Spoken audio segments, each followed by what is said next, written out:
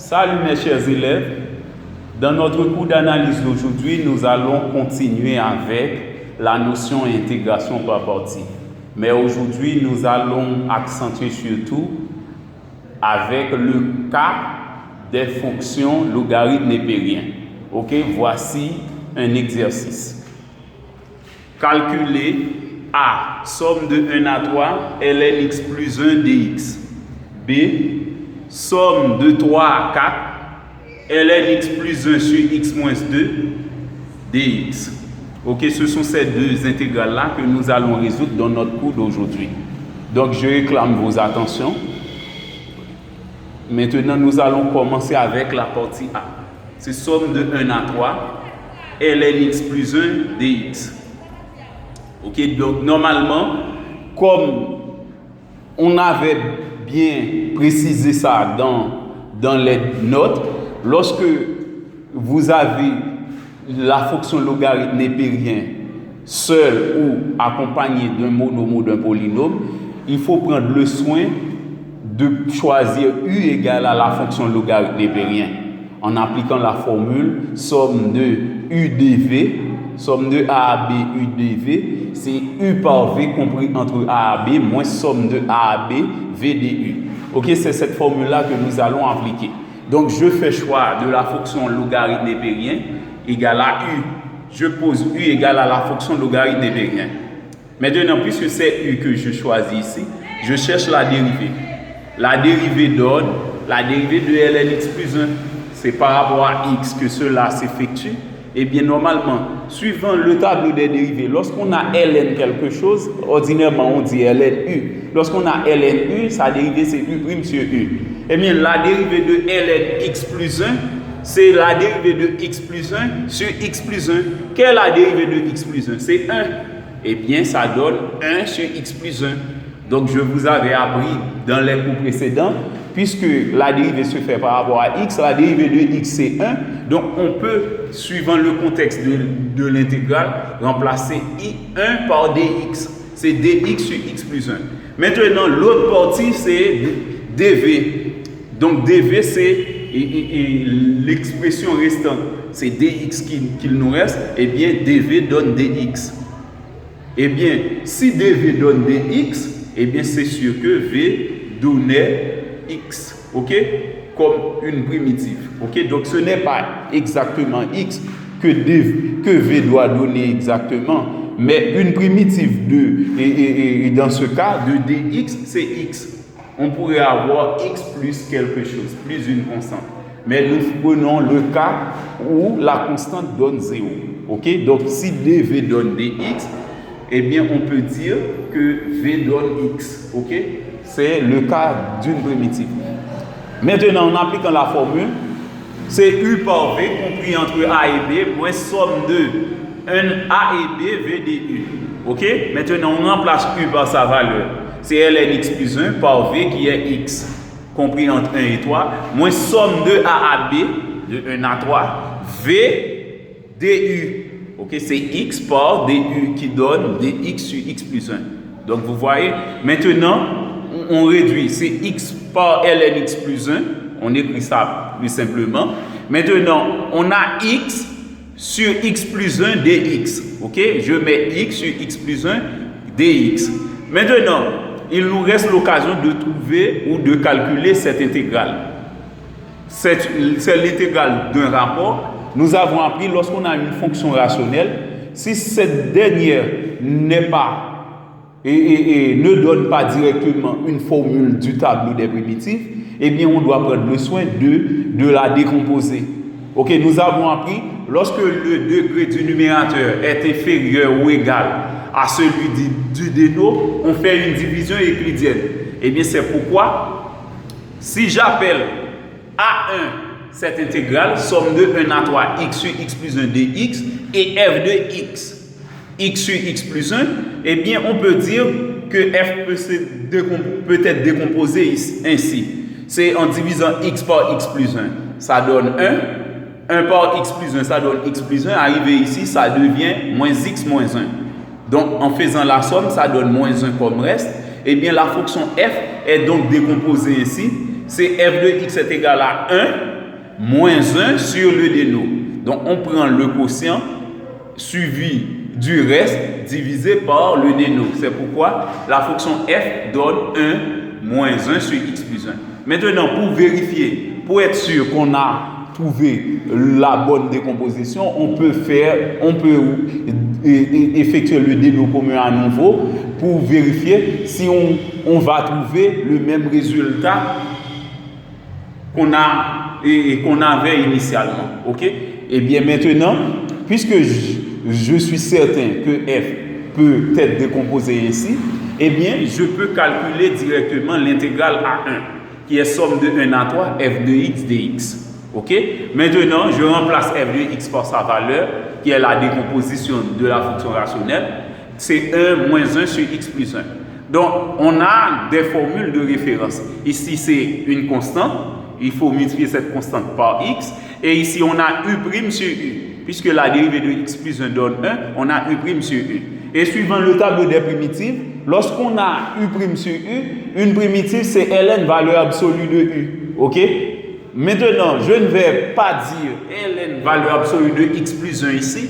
Même si on met ça n'affectera pas le vrai résultat. Mais cependant, on peut écrire plus simplement puisque initialement on a ln x plus 1.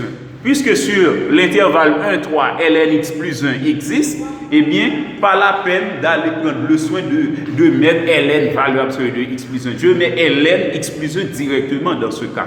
Donc, une primitive de 1, c'est x. Une primitive de 1 sur x plus 1 ou u' sur u, c'est ln, valeur absolue de u, qui donne ln, valeur absolue de x plus 1. Mais au lieu de ln, valeur absolue de x plus 1, je mets ln x plus 1. Puisqu'on a donné ln x plus 1 initialement. Ok? Puisque ln x plus 1 existait sur 1, 3, cela veut dire que x plus 1 était strictement positif sur 1, 3, pas la peine d'aller mettre valeur absolue, même si ça n'affecterait pas le résultat.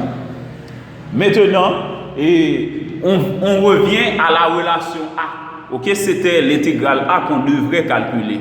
Eh bien, je remplace A1 par sa valeur. C'est somme A est égal à x ln x plus 1 compris entre 1 et 3 moins A1. On remplace A1 par sa valeur. Voici A1. On remplace A1 dans cette relation-là, ok, qui nous donne directement l'intégrale A. Donc, A donne, c'est x ln x plus 1. On fait entrer le signe moins par distributivité. Moins x plus ln x plus 1 compris entre 1 et 3.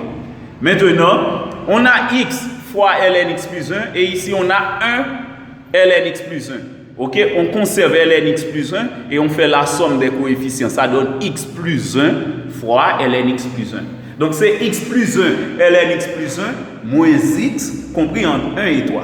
On écrit ça plus simplement, mais on pourrait même commencer par effectuer les applications numériques et sans effectuer cette étape, ok? Sans trouver. Donc, on pourrait laisser cette étape. On pourrait commencer par remplacer x par 3, ensuite par 1, ok? Sans utiliser cette étape. Mais c'est beaucoup plus simple avec cette étape. Maintenant, il nous reste l'occasion de trouver l'image de la primitive par l'image de 3 par la primitive, moins l'image de 1 par la primitive. L'image de 3 par la primitive, moins l'image de 1 par la primitive. Eh bien, c'est pourquoi on remplace x par 3 d'une part, c'est 3 plus 1 ln 3 plus 1 moins 3, moins, maintenant on remplace x par 1, 1 plus 1 ln 1 plus 1 moins 1. Maintenant on réduit, 3 plus 1 donne 4, ln 3 plus 1 c'est ln 4, 4 ln 4, moins 3, moins 1 plus 1, 2, on a 2 ln 2 moins 1 entre parenthèses. Maintenant on chasse les parenthèses, je transforme ln 4 suivant l'une des propriétés. Donc on a ça suivant les mathématiques. Lorsqu'on a 2 au carré, ça donne 4. Je transforme ln 4 en ln 2 au carré. C'est 4 fois ln 2 au carré moins 3. Maintenant, on fait entrer le signe moins par distributivité. Moins 2 ln 2 plus 1. Ok, en appliquant la règle des signes. Maintenant, 4 ln 2 au carré. ln 2 au carré, suivant la propriété ln a exposant m, pour tout réel M et pour tout réel A strictement positif, eh bien, ln A exposant M donne M ln A.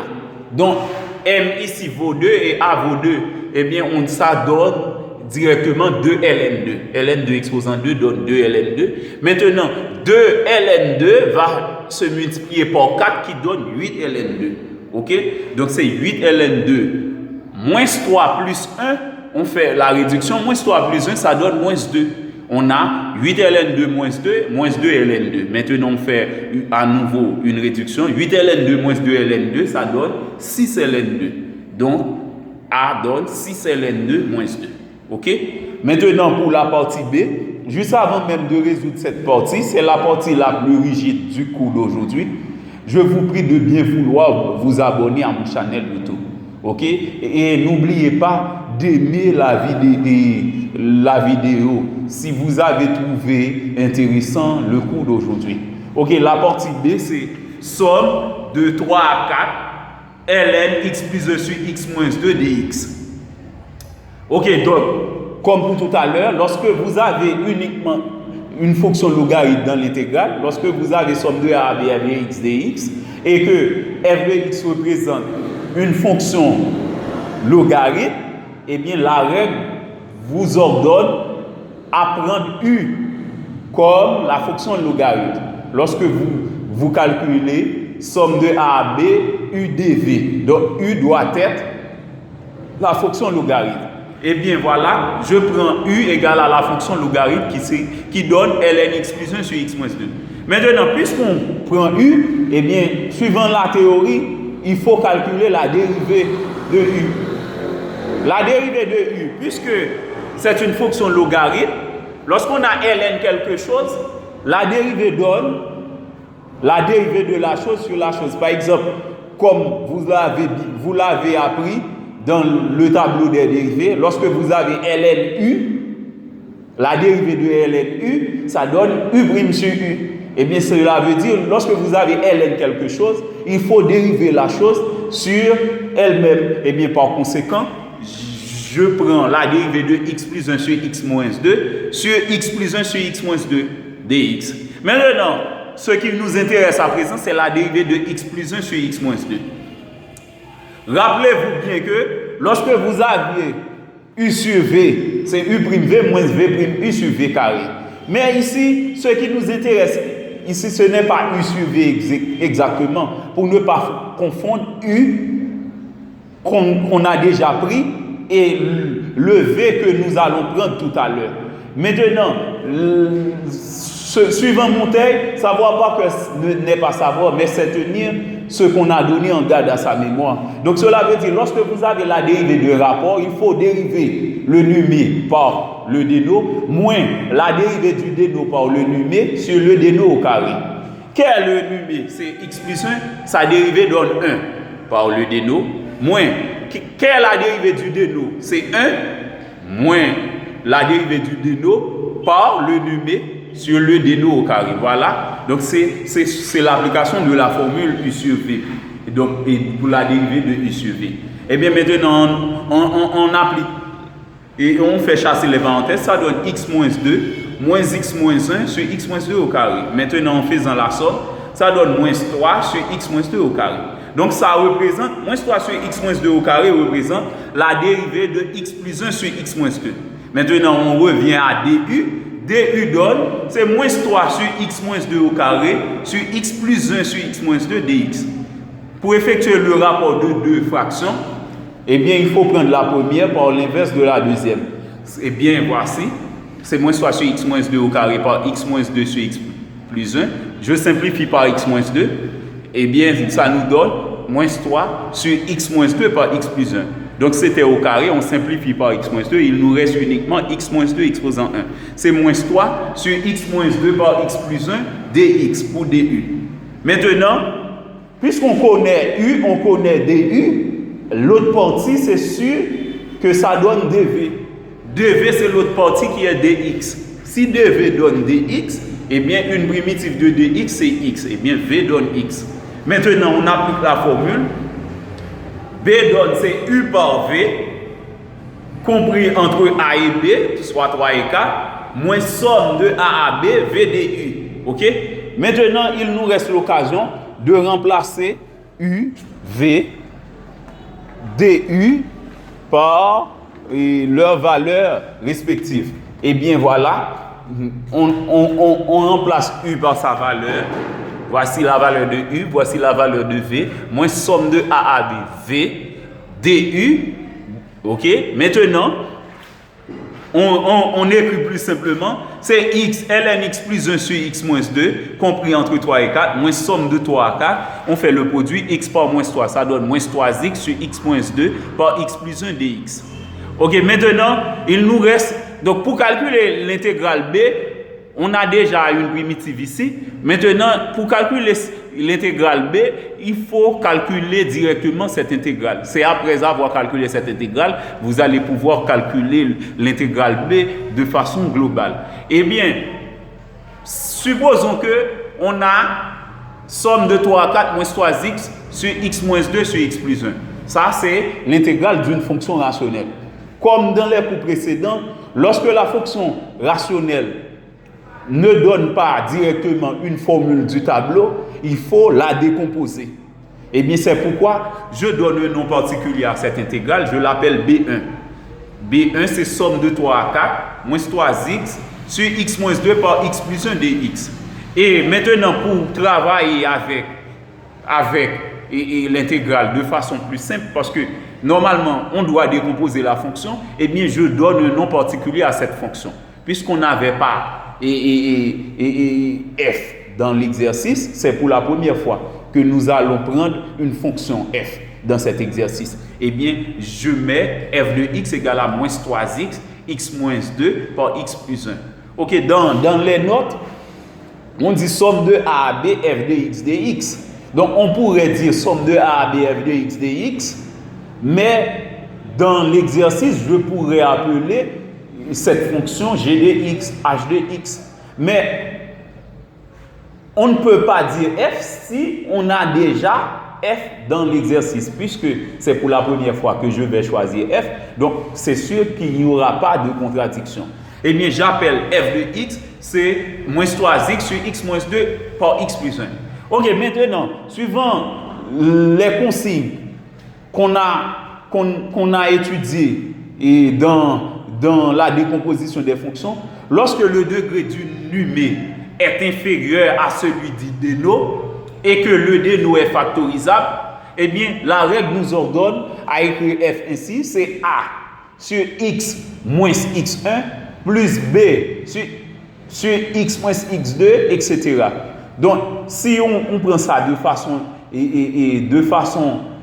générale, on pourrait dire c'est A1 sur x moins x1 plus A2 sur x moins x2 plus A3 sur x moins x3 jusqu'à AN sur x moins xn. Puisqu'ici on a deux facteurs, on a x moins 2 facteur de x plus 1, eh bien 2 c'est x1, moins 1 c'est x2. Eh bien pas la peine d'aller rechercher ces facteurs, eh bien j'écris directement A sur x moins 2 plus B sur x plus 1. Donc je ne dis plus A1, A2, etc. Donc puisque j'aurai besoin de deux variables, je prends le soin de choisir A et ensuite B. Donc c'est A sur x moins 2 plus B sur x plus 1. Maintenant, je fais le déno commun. Maintenant, je suis à la recherche des valeurs de A et de B. Eh bien, maintenant, je fais le déno commun, ça donne A par x plus 1 plus B par x moins 2 sur x moins 2 par x plus 1. OK? Maintenant, en chassant les parenthèses, ça donne AX plus A plus BX moins 2B. Donc, en faisant le déno commun, vous savez bien, c'est diviser le déno commun par ce déno, ça donne x plus 1 qui se multiplie par A. Maintenant, je prends le déno commun qui se divise par x plus 1, ça donne x moins 2 qui se multiplie par B. OK, c'est ainsi. Maintenant, je chasse les parenthèses. C'est AX plus A plus BX moins 2B. Je regroupe les termes en x et ensuite les termes sans x. On a AX, on a BX. Eh bien, je mets A plus B fois x. Et les termes sans x, c'est A moins 2B. Je regroupe A moins 2B. Et maintenant, je compare f de x que j'ai ici avec f de x qu'on avait initialement. On avait c'est le même de nous, eh bien, on compare les numérateurs. On avait moins 3x et ici a plus bx. Eh bien, par analogie, a plus b donne moins 3. Nécessairement, on doit avoir a plus b égale à moins 3. Mais ici, on a a moins 2b à côté du terme en x, mais ici, on n'a pas d'autres termes après moins 3x. Eh bien, c'est sûr que l'autre terme, c'est 0. C'est plus 0 en mathématiques, puisque 0 est neutre pour l'addition en mathématiques. Donc, a moins 2b donne nécessairement 0. OK? OK, maintenant, pour que l'égalité soit vraie, il faut que a moins 2b donne 0. Eh bien, maintenant, je résous le système. J'utilise la méthode d'addition. Je multiplie la première équation par 2 et la deuxième par 1. Ça donne 2a plus 2b égale à moins 6 en multipliant la première par 2. A moins 2b égale à 0. Maintenant, je fais la somme. 3a donne moins 6, donc a donne moins 2. Je connais a. Maintenant, pas la peine d'aller éliminer a pour trouver b. On pourrait porter ça dans n'importe quelle équation. C'est encore la méthode d'addition. OK? Parfois, surtout dans les systèmes de 3 équations à 3 inconnues, on va devoir quand même porter dans une équation pour trouver la dernière inconnue. Donc, normalement, porter, c'est encore la méthode d'addition. Eh bien, je porte la valeur de a dans la première équation, qui est l'équation la plus simple. Ça donne moins 2 plus b égale à moins 3. Je transpose, b donne moins 3 plus 2 qui donne moins 1. Je connais b, je connais a. Maintenant, puisque b1 était égal à la somme de 3 à 4 f de x dx, je remplace f de x par sa valeur. Puisque f de x donne a sur x moins 2 plus b sur x plus 1, eh bien a c'est moins 2, c'est moins 2 sur x moins 2, plus b donne moins 1, je remplace b par sa valeur, ça donne moins 1 sur x plus 1. Donc b1 donne somme de 3 à 4, moins 2 sur x moins 2, moins 1 sur x plus 1 dx. On a appris, maintenant on va devoir trouver une primitive de cette partie-là. Eh bien, on a appris, lorsqu'on a une constante sur un premier degré, il faut faire apparaître nécessairement u' sur u. La dérivée de x moins 2, c'est 1. Eh bien, je fais moins 2 par 1 sur x moins 2. Et la dérivée de x plus 1, c'est 1. Eh bien, on a déjà 1 sur x plus 1. OK? Donc, la règle, lorsqu'on a u' sur u, on a u' sur u dans les deux cas ici. Lorsqu'on a une prime sur u, suivant le tableau des primitives, on dit une primitive donne ln valeur absolue de u. Et bien c'est pourquoi b1 donne moins 2 par ln valeur absolue de x moins 2, moins ln valeur absolue de x plus 1, qui est compris en 3 et 4. À présent, on a b1, mais l'objectif c'était de calculer b. Eh bien, je remplace b1 par sa valeur dans la relation b. Eh bien, c'est pourquoi b donne x ln x plus 1 sur x moins 2 compris en 3 et 4 moins b1. OK? La valeur de b1 qu'on trouve précédemment. OK? Maintenant, on fait entrer le signe moins par distributivité. Ça donne ln x plus 1 sur x moins 2 moins par moins plus 2 ln valeur absolue de x moins 2 moins par moins plus ln valeur absolue de x plus 1 compris entre 3 et 4. Maintenant, nous allons prendre le soin de trouver l'image de 4 par la primitive moins l'image de 3 par la primitive. C'est-à-dire, d'une part, on remplace x par 4, d'autre part, x par 3. Ça donne 4, ln 4 plus 1 sur 4 moins 2, plus 2 ln valeur absolue de 4 moins 2, plus ln valeur absolue de 4 plus 5, moins 3 ln 3 plus 1 sur 3 moins 2, plus 2 ln valeur absolue de 3 moins 2, plus ln valeur absolue de 3 plus 1. En réduisant, ça donne ln 5 demi, plus 2 ln valeur absolue de 2, valeur absolue de 2 donne 2, donc c'est 2 ln 2, plus ln valeur absolue de 5, valeur absolue de 5 donne 5, donc ça donne plus ln 5, moins 3 ln 4 sur 1, donc c'est ln 4, c'est 3 ln 4, plus 2 ln 3 moins 2, 3 moins 2 donne 1, donc valeur absolue de 1 donne 1, c'est 2 ln 1, plus ln, valeur absolue de 3 plus 1, 3 plus 1 donne 4, donc valeur absolue de 4 c'est encore 4, donc je mets ça sans le symbole de la valeur absolue.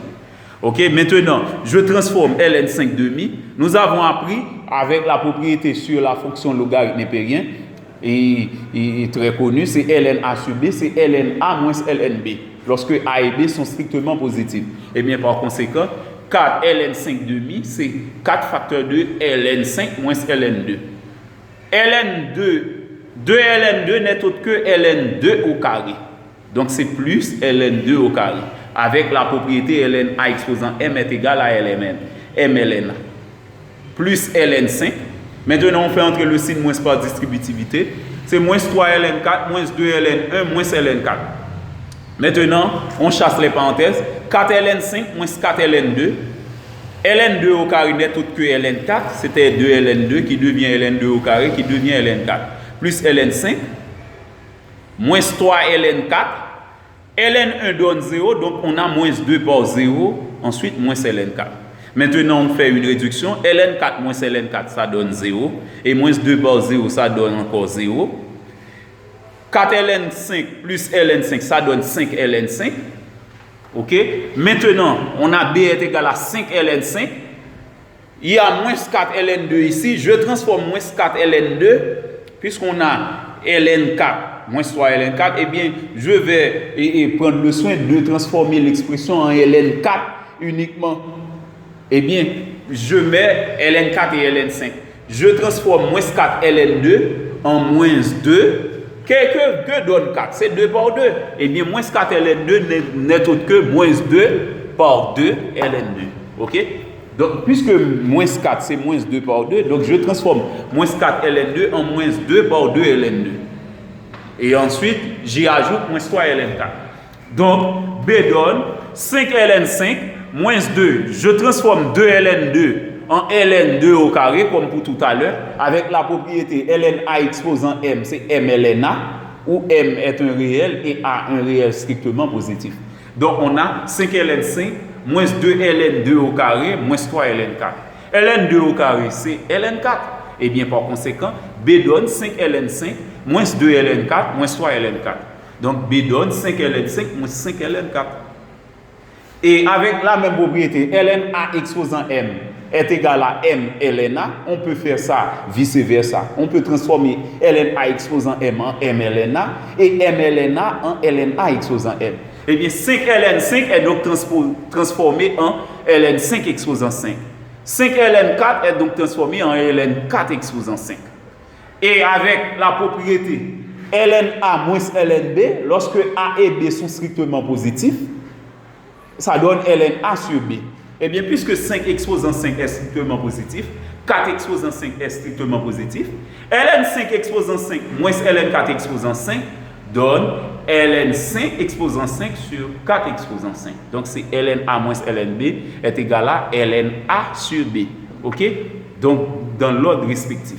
OK? C'était tout pour aujourd'hui. N'oubliez pas de vous y abonner. Merci et bonne journée.